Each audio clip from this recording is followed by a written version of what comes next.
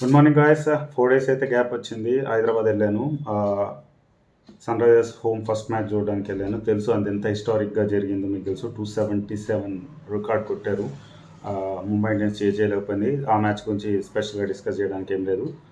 Already చాలామంది discuss చేసి ఉంటారు యూట్యూబ్లో, అండ్ అంతా అయిపోయింది. కాబట్టి ప్రజెంట్ ఈరోజు జరిగే మ్యాచ్ గురించి డిస్కస్ చేయడానికి వచ్చాను. కమింగ్ టు టుడేస్ మ్యాచ్, మీకు తెలుసు అహ్మదాబాద్ పిచ్ మోస్ట్లీ బ్యాటింగ్కి అనుకూలంగా ఉంటుంది. చేసింగ్ ఈజీగా చేయొచ్చు. బౌండరీస్ దూరంగా ఉన్నప్పటికీ వన్స్ టూస్ త్రీస్ తీయడానికి ఎక్కువ స్కోప్ ఉంది. బట్ అవుట్ఫీల్డ్ ఫాస్ట్గా ఉంటే ఏం చేయలేం. బట్ ఇప్పుడు చూసుకున్న Gujarat Titans first match MI మీద గెలిచింది. ఆ మ్యాచ్ చూసుకుంటే చెప్పాలంటే మోర్ దాన్ జీటీస్ విన్, ఎంఐ కొంచెం వాళ్ళ బ్యాటింగ్ లైనప్ అనేది అంత పర్ఫెక్ట్గా ఒకప్పటిలాగా స్టెప్ అప్ అయ్యి ఆడినట్టయితే అనిపించలేదు. కాబట్టి ఆ ఒక్క విన్ తోటి మన గుజరాత్ టైటన్స్ని జడ్జ్ చేయలేము మనం ఆ రోజు అనుకున్నాం.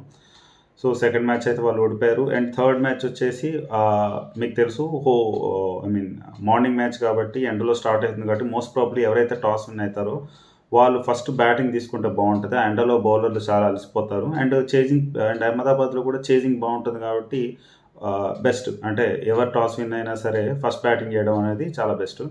ఇప్పుడు మన ప్లేయింగ్ 11 దగ్గరకు వచ్చి ప్లేయింగ్ 11 చూసుకుంటే మీరు ఫస్ట్ సన్ రైజర్స్ హైదరాబాద్కి వస్తే విన్నింగ్ కాంబినేషనే కంటిన్యూ చేసే ఛాన్స్ ఎక్కువ కనబడుతుంది. నటరాజన్ అవైలబిలిటీ ఏంటో తెలియదు. ఒకవేళ నటరాజన్ ఇంకా అవైలబుల్ లేకపోతే యాజ్ యూజువల్గా లాస్ట్ మ్యాచ్లోనే ఉన్నత్ కథ ఆడతాడు. Coming to the batting lineup, last మ్యాచ్లోనే ఉండదు. Most probably Mayank will get అంత ఛాన్స్. ఒకవేళ అలా లేదు, మయాంక్ ఆల్రెడీ 2 ఛాన్స్ ఇచ్చామనుకుంటే రాహుల్ త్రిపాఠిని వన్ డౌన్ దించే ఛాన్స్ ఉంది. మయాంక్ ప్లేస్లో రాహుల్ త్రిపాఠిని తీసుకునే ఛాన్స్ ఉంది. ఫారెన్ కాంబినేషన్స్లో అయితే ఏం చేంజ్ ఉండదని అనుకుంటున్నాను. మోస్ట్ ప్రాబ్లీ అయితే సేమ్ టీం ఉంటుంది, యాజ్ టీజ్ ఉంటుంది టీము. బట్ ఉమ్రాన్ మలిక్ని పోయినసారి ఇంపాక్ట్ ప్లేయర్స్లో ఉమ్రాన్ మలిక్ అని నితీష్ రెడ్డిని పెట్టి బౌలింగ్ వేయించారు.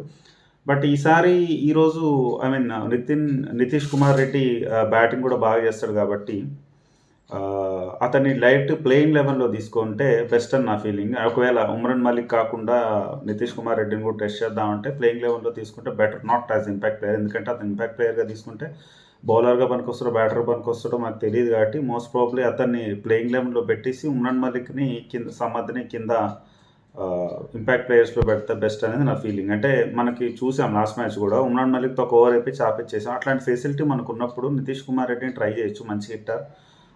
సో తీసుకుంటే బాగుంటుంది. బట్ అలాంటి చేంజ్ ఈరోజు చేస్తారో లేదో నాకు తెలియదు. బట్ చూద్దాం.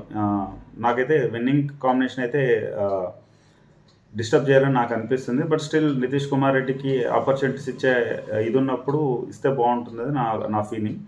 అలాగే మయాంక్ అగర్వాల్కి 2 మ్యాచెస్ అయిపోయింది. మరి రాహుల్ త్రిపాఠిని డ్రాప్ చేశారు. అదేదో రాహుల్ త్రిపాఠిని తీసుకుంటే బాగుంటుంది అని అనుకుంటున్నా. సో పెద్ద చేంజెస్ ఏముండవు సన్ రైజర్స్ సైడ్ నుంచి. ఇక గుజరాత్ టైటన్స్ దగ్గరికి వస్తే నేను కేన్ విలియమ్సన్, అంటే వాళ్ళు ఫస్ట్ 2 మ్యాచెస్లో కేన్ విలియమ్సన్ తీసుకోలేదు. సో ఈసారి ప్లేయింగ్ స్పెన్సర్ జాన్సన్ అయితే అంత ఎఫెక్టివ్నెస్ అయితే చూపించలేదు. సో మోస్ట్లీ అతన్ని డ్రాప్ చేసి కేన్ విలియమ్సన్ తీసుకునే ఛాన్స్ ఉంది. ఎందుకంటే వాళ్ళ బ్యాటింగ్ లైనప్ చాలా చాలా వీక్గా అనిపిస్తుంది. హార్దిక్ పాండ్యా లేకపోవడం వల్ల అనుకుంటా వాళ్ళ బ్యాటింగ్ అంత ఎఫెక్టివ్గా అనిపించే middle order. Vijay Shankar last year బాగా ఆడింది, కానీ ఈ ఇయర్ మనం నమ్మకాలు పెట్టుకోవడం కష్టమే. So Kane Williamson one down దించితే కొంచెం బెటర్ ఇంపాక్ట్ ఉంటుంది అనేది నా ఫీలింగ్. అంటే మరి కేన్ విలియమ్సన్ ఫ్యానే నేను.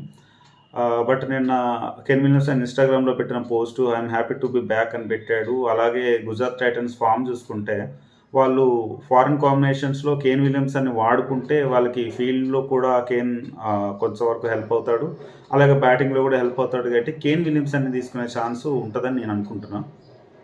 బట్ లాస్ట్ టైం ఆడిన ప్లేయింగ్ 11 చూసుకుంటే అది కూడా చాలా డీసెంట్గా ఉంది. ఓపెనింగ్ వచ్చేసి సాహా గిల్లా, తర్వాత మిడిల్ ఆర్డర్లో మిల్లర్ అండ్ విజయ్ శంకర్, ఆ తర్వాత రాహుల్ తివాటియా, రషీద్ ఖాన్, అంతా ఓకే ఉంది, బాగానే ఉంది.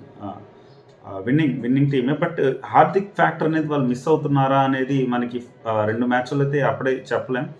బట్ స్టిల్ ఉంది, ఆ స్కోప్ ఉంది. అంటే ఒక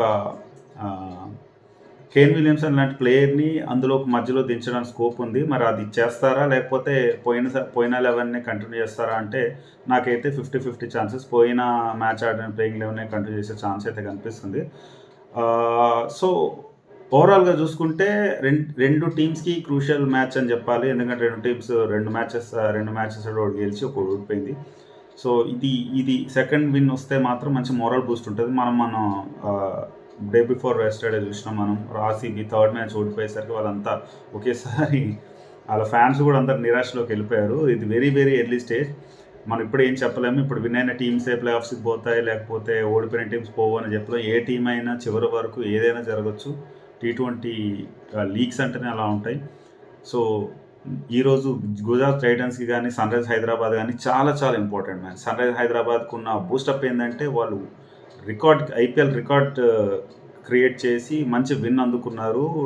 పాయింట్స్ టేబుల్లో 4th ప్లేస్లో ఉన్నారు. వాళ్ళకు ఒక మోరల్ బూస్ట్ అనేది వచ్చింది. లాస్ట్ సీజన్తో కంపేర్ చేసుకుంటే ఈ సీజన్ వాళ్ళలో ఒక కొత్త ఎనర్జీ అయితే కనిపిస్తుంది. మీరు బ్యాటింగ్లో కూడా చూస్తుంటారు. అభిషేక్ శర్మని చూసినా, ఎవరిని చూసినా చాలా ఎనర్జెటిక్గా కనిపిస్తుంది. ఫీల్డ్లో కూడా ఈవెన్ ప్యాట్ కమిన్స్ ఫస్ట్ మ్యాచ్లో కేకేఆర్ మ్యాచ్లో ఓపెనింగ్ పవర్ ప్లేలో వేయలేదు, డెత్లో వేయలేదు. బట్ పోయిన మ్యాచ్లో చూడండి, కెప్టెన్గా స్టెప్అప్ తీసుకొని 5th ఓవర్ వేసాడు, 19th ఓవర్ వేసాడు, 15th ఓవర్ వేసాడు, I think 13th over 9th over కూడా వేసాడు. అంటే ఏంటంటే ఎప్పుడు టీం అవసరం అంటే అప్పుడు వేసాడు. ఒక కొత్త ఎనర్జీ అనేది సన్ రైజర్స్లో కనిపిస్తుంది. On flip side Gujarat Titans కొంతవరకు ఇంకా సెట్ అయినట్టయితే కనిపించట్లేదు. వాళ్ళ మెయిన్ బౌలర్ షమి మిస్ అవడం అనేది వాళ్ళకి చాలా చాలా బిగ్ బ్లో అని మాకు అనిపిస్తుంది. అలాగే హార్దిక్ పాండ్యా మిడిల్లో ఉండి ఎప్పుడు ఒక మంచి యాక్సలరేషన్ చేసే హార్దిక్ పాండ్యా లేకపోవడం కొంతవరకు వాళ్ళకి, అండ్ అల్జారీ జోసెఫ్ని వాళ్ళు వదిలేసుకున్నారు. అంటే ఫారిన్ స్పీడ్ స్టార్ మీద డిపెండ్ అయ్యింది. ఇప్పుడు స్పెన్సర్ జాన్సన్ మీద అంత డిపెండెన్స్ కనిపించట్లేదు వీళ్ళు ఎక్స్పెక్ట్ చేసినంత. అయితే అతని దగ్గర నుంచి పెర్ఫార్మెన్స్ రావట్లేదు. ఒక ఆఫ్ఘనిస్తాన్ స్పిన్నర్ ఉన్నాడు, Noor Ahmad I think. So చూసుకుంటే వీళ్ళ ఫారెన్ లెవెన్స్ బ్యాకప్స్ అన్నీ కొంత వీక్గానే ఉన్నాయి. Unless Gill and Saha step up అయ్యి డేవిడ్ మిల్లర్ ఏమన్నా కంప్లీట్ చేస్తే తప్ప, రషీద్ ఖాన్ బాగా బౌలింగ్ చేస్తే తప్ప, అంటే 4 or 5 ప్లేయర్స్ పెర్ఫార్మెన్స్ మీదే జీటీ అనేది ఆధారపడి ఉంది. ఎందుకంటే వీ నో అందరి పరిస్థితి ఎలా ఉంది గుజరాత్ టైటన్స్లో అర్థమవుతూ ఉంది. మీకు చూస్తూ ఉంటారు, 2 మ్యాచెస్ చూస్తే మీకు అర్థమైపోయింది. సో చూద్దాం ఏం జరుగుతుంది. బట్ ఈరోజు నేనైతే సన్ రైజర్స్ హైదరాబాద్ గెలుస్తుందని 100% ప్రిడిక్ట్ చేస్తున్నాను. వాళ్ళకి ఆ ఊపు ఉంది, మంచి బౌలింగ్ అటాక్ ఉంది. మళ్ళీ బౌలింగ్ అటాక్ అంటే అంతా కొట్టించుకున్నారని మీరు అనొద్దు. ఆ 2 ప్యూర్ బ్యాటింగ్ పిచ్చెస్, వాటి మీద కూడా చాలా డీసెంట్ బౌలింగ్ వేసారు. అందరూ భూవీని తీసుకున్నాం, నట్టుని తీసుకున్నాం, ఉనాద్ ఖాన్ తీసుకున్నాం, ఈవెన్ ప్యాట్ కమిన్స్ని తీసుకున్నాం. అందరూ అద్భుతంగా బౌలింగ్ వేసారు. అద్భుతంగా అంటే ఆ పిచ్కి తగ్గట్టు వాళ్ళు హోల్డ్ చేయగలిగారు. సో మోస్ట్ ప్రాబ్లీ ఈరోజు కూడా అహ్మదాబాద్లో సన్ రైజర్స్ ఇంకో విజయాన్ని తన ఖాతాలో వేసుకుంటుందని 100% చెప్తున్నాను. అండ్ సారీ ఫర్ ద కొన్ని మ్యాచెస్ అయితే నేను చేయలేకపోయాను, ఎందుకంటే హైదరాబాద్ వెళ్ళాను. ఇప్పటి నుంచి రెగ్యులర్గా ఉండడానికి ట్రై చేస్తాను. ఈ వీడియో మీకు నచ్చితే లైక్ చేయండి, షేర్ చేయండి, సబ్స్క్రైబ్ చేయండి. Thank you guys. నెక్స్ట్ ప్రివ్యూలో కలుద్దాం. బాయ్.